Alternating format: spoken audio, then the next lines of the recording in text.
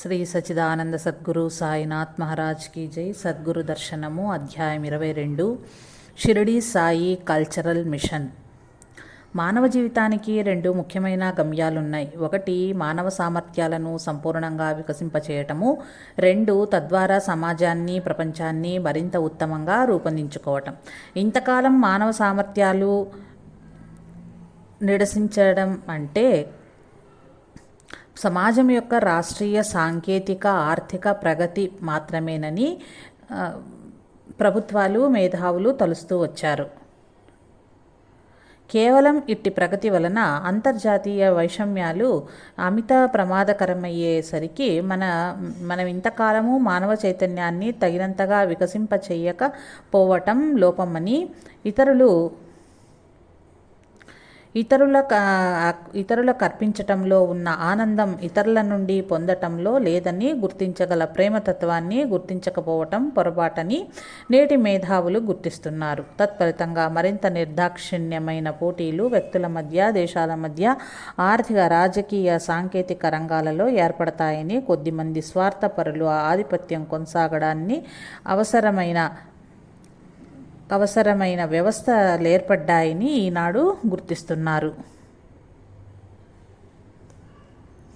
ఆధునిక శాస్త్రీయ ప్రగతికంతా ఈ విశ్వం జడమైన కారణం, లేక శక్తి తరంగాల చలనం మాత్రమేనని, చైతన్యం దానికి ప్రధాన ధర్మం కాదని, చైతన్యం మధ్యలో కాకతాళీయంగా ఏర్పడినదేనని, అందువలన జీవితపు విలువలన్నీ మానవ కపోకల్పితాలేనన్న భావం ఆధారమైంది. మానవ జాతికి శ్రేయస్సును చేకూర్చటానికి అవసరమైన విలువలకే స్థానం లేకుండా పోయింది. ఇట్టి భావాలకు గురి అయిన నేటి యువతరం ప్రేమ, నమ్మిక మొదలగు మానవతా విలువల్ని అర్థరహితాలని, అసలు అర్థమన్నదే అర్థరహితమైన భావమని తలచి జీవించటం చూస్తున్నాము. కానీ మానవుడు భూమి ఆకర్షణ శక్తిని కనుగొనక ముందు కూడా అతడి జీవితం దీనికి బద్ధమైనట్లే. చైతన్యం, దాని క్రియలైన ఆత్మరక్షణ, దానికి అవసరమైన రీతిన తన చుట్టూ పరిస్థితులను మార్చుకో చూడటం, తనపై తనకు ప్రేమ, చైతన్యవంతములైన సాటి ప్రాణులపై ప్రేమ, సృష్టిలో ఒక క్రమాన్ని చూడటం అన్నవి నేటి శాస్త్రజ్ఞుని పామరుణ్ణి కూడా ఆవహించే ఉన్నాయి.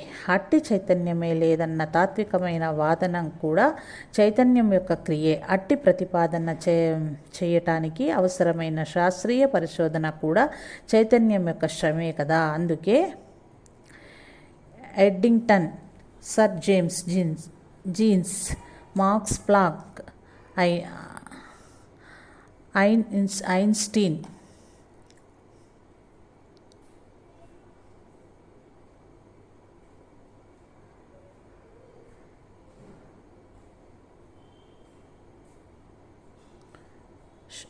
షోడ్రింజర్, Fritjof, Capra, Bertrand, Russell, sir Charles Sherrington వంటి ఎందరో ఉత్తమ శాస్త్రజ్ఞులు చైతన్యం సృష్టికి ప్రాథమికమన్న సత్యాన్ని గుర్తించలేకపోవటం శాస్త్రీయ విజ్ఞానాన్ని నిరాధారం చేసే పెద్ద లోపమని, తగు రీతిన నేటి శాస్త్రాన్ని సంస్కరించుకోవలసి ఉన్నదని అన్నారు. ఇలా ఉంటే నేటి శాస్త్రమే విఫలమైంది కాదు. చరిత్రలో మానవుని సంస్కరించటానికి రూపొందించబడిన మత సాంప్రదాయంలోని మూఢ విశ్వాసాలన్నింటినో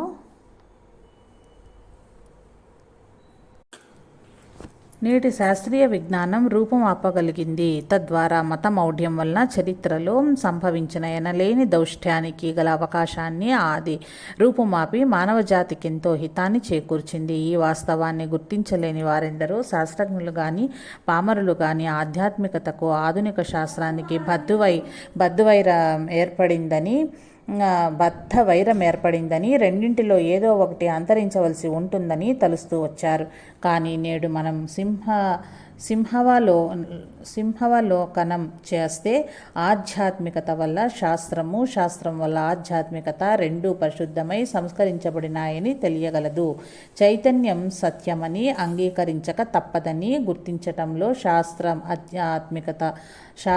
ఆధ్యాత్మికత వలన సంస్కరించబడింది. మూఢనమ్మకము, సంకుచిత మతతత్వము, మూఢమైన సాంప్రదాయిక వైఖరి ఆధ్యాత్మికత ఆవశ్యకమని ఆధ్యాత్మికత గుర్తించటంలో మతం నేటి శాస్త్రీయ విజ్ఞానం చేత సంస్కరించబడిందని టిబెట్లో మత పరిపాలకుడైన దలైలామా ఇటీవల మార్క్సిజము, బౌద్ధమతము సహజీవనము చేయగలవని, మానవుని శ్రేయస్సును సాధించటంలో సహకరించగలవని అన్న మాటల్లో ఇట్టి గుర్తింపే తొంగి చూస్తుంది.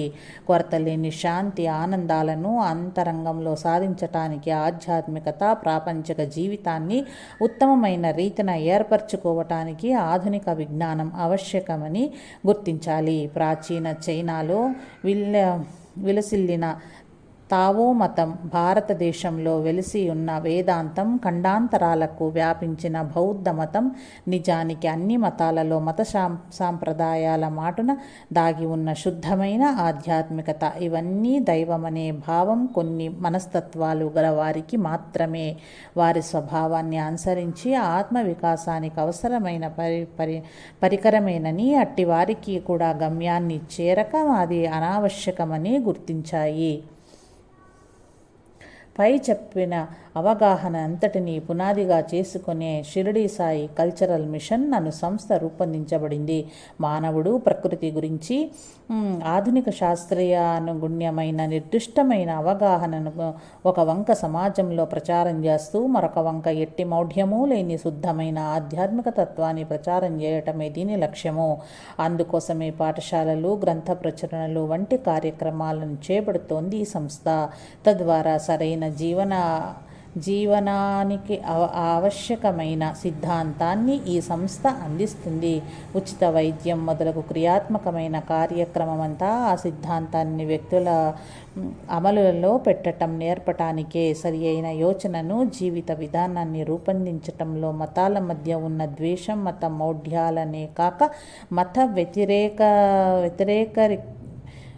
వ్యతిరేక్తమైన మౌఢ్యాన్ని కూడా రూపుమాపడం ఒక అంశమని ఈ సంస్థ గుర్తిస్తుంది.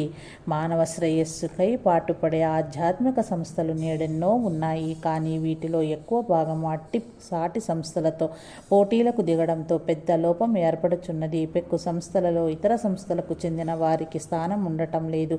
ఇట్టి లోపం సంభవించకుండా వలందులకు ఈ సంస్థ తన సభ్యులలో కొందరిని శ్రీ రమణాశ్రమం, భావాతీత ధ్యానము, మహిళా ధ్యాన విద్యాపీఠము వంటి సాయి సంస్థల్లో కార్యక్రమాల్లో పనిచేయిస్తోంది. ఇందుకు కారణం ఒకటే, వివిధ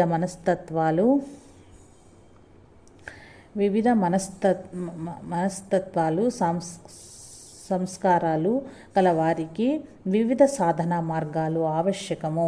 ఈ సత్యాన్ని గుర్తించి వారికి ఆయా మార్గాలను అందజేయటమే ఆధ్యాత్మిక విద్యను పెంపొందించడానికి ఆవశ్యకము. ఇతర సంస్థల కోసం పనిచేసినంత మాత్రాన అట్టివారు ఈ సంస్థ నుండి తొలగింపబడరు. పైగా వారలా చేస్తారు గనుకనే మన సంస్థలో నిజమైన సభ్యులు కాగలుగుతారు. ఈ ఉద్దేశంతోనే ఒంగోలులోని షిరిడీ సాయి కల్చరల్ మిషన్ సభ్యులు ది వరల్డ్ టీచర్ ట్రస్ట్ అను సంస్థ వారితో కలిసి వాటి వ్యవస్థాపక అధ్యక్షులైన కులపతి కృష్ణమాచార్య, ఆచార్య భరద్వాజ గారి ఉపన్యాసాలను, ఉచిత వైద్య సేవా కార్యక్రమాలను నిర్వహించారు. షిరిడీ సాయి కల్చరల్ మిషన్ దేశంలోని అనేక కేంద్రాలలో నిత్య సత్సంగాలు, గురువారపు భజనలు నిర్వహిస్తున్నది. సత్సంగంలో వివిధ మతాలకు చెందిన ఆత్మవేత్తల జీవితాలను, ఉపదేశాలను అధ్యయనం చేయటం, ఆత్మ విద్యకు ఆధునిక శాస్త్రీయ విజ్ఞానానికి గల సమన్వయాన్ని పరిశీలించటము, ధ్యానము ముఖ్యాంశాలు. అంతేకాక తన సభ్యులను నిజమైన ఆత్మవేత్తలను సాధ్యమైనంత మందిని దర్శించి సేవించమని బోధిస్తుంది. కారణం, ఎవరి సంస్కారానికి జీవితానికి తగిన సద్గురువును వీరు సేవించటం శ్రేయస్కరము. అంతేకాక సంకుచితమైన దృష్టిని ఈ ప్రక్రియ తొలగించగలదు. అయితే నిజమైన ఆత్మవేత్తలను గుర్తించేందుకు ఆవశ్యకమైన అంశాలను సభ్యులకు సంస్థ అందిస్తుంది. లేకుంటే పామరులు క్షుద్రమైన మహిమలను చూపే దొంగ సాధువుల బారిన పడే ప్రమాదం ఉంది. ఉత్తరోత్తర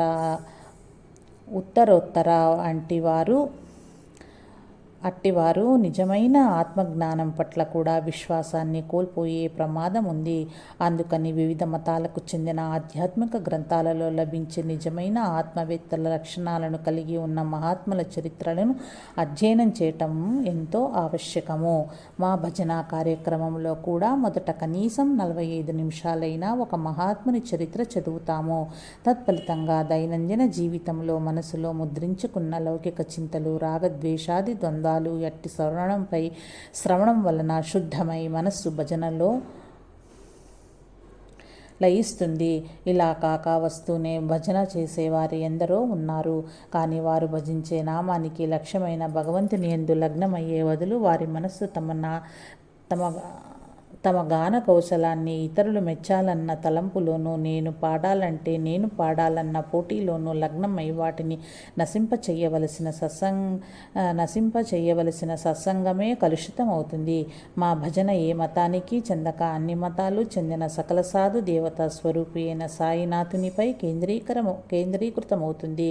కారణం ఆయన బోధ అనావశ్యకమైన, గోప్యమేది లేక తేటతెల్లమైనది. మన సభ్యులు ఇతర సంస్థల కొరకై చిత్తశుద్ధితో కృషి చేయగలగడమే మా సత్సంగ ప్రభావానికి చిహ్నము. మహనీయులు ఎందరో మన సభ్యులను ప్రత్యేకంగా ఆదరించటము కూడా మరొక నిదర్శనము. సత్సంగాలు జరిగిన చోట శ్రమ లేకనే సాయి మందిరాలు వెలియటము మరొక మహిమ.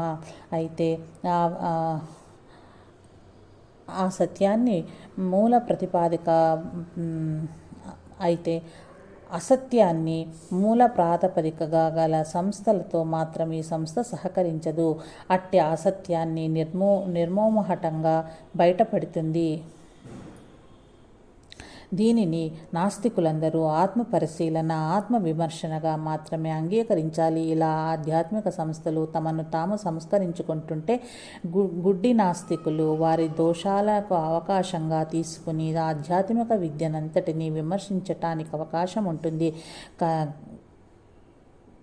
కానీ ఈ వైఖరిని ఎన్నో సంస్థాధిపతులు అపార్థం చేసుకుంటున్నారు. కానీ చరిత్రలో చూస్తే నిజమైన మానవ కళ్యాణానికే కృషి చేసి అపార్థానికి, విమర్శలకు గురి కాని వారు ఎవరు? కనుక మాకిది కూడా ఒక ప్రోత్సాహమే. అలానే మతానికి, ఆధ్యాత్మికతకు బద్ధశత్రువులైన అనేక సంఘాల ఆగ్రహానికి కూడా ఈ సంస్థ గురవుతుంది.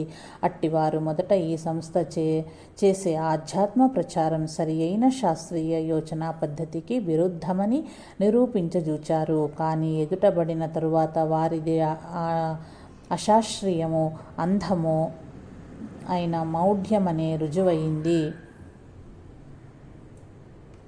ఇది కూడా పై కారణంగానే తన భాగ్యంగా, తన దక్షతకు నిరూపణంగా తలిచి ఈ సంస్థ ముందడుగు వేస్తున్నది. దీనిని గుర్తించిన వారందరూ మాతో సర్వ విధాలా సహకరింతురుగాక.